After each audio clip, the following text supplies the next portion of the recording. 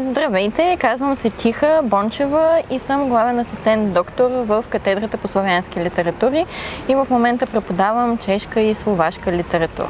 Аз съм Неделко Желев, главен асистент доктор, също в катедра славянски литератури, преподавам история на славянските литератури и славянски литератури.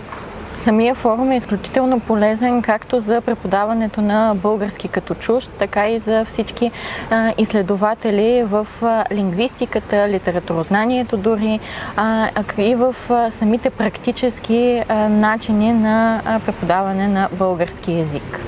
И моята тема според мен е актуалната, която ме вълнува, която мога да коментирам най-подробно. Това е именно употребата на графичен роман или на комикса в преподаването на чужд или втори език.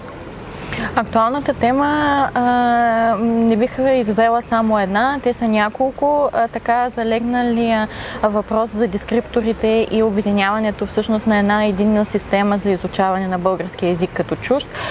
Естествено бих придърпала въпроса и по моята тема за изкуствения интелект и как той би могъл да се внедри всъщност в хуманитаристиката, в преводите, в литературознанието. Така че само една не би могло да се изведе, а наистина това многообразие, което присъства в самия форум.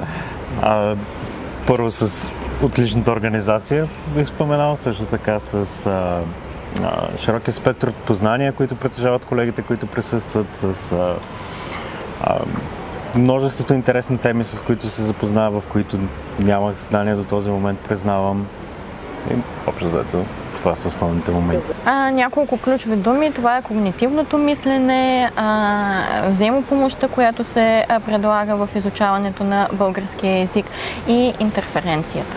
Стандартизация, адаптация, практика.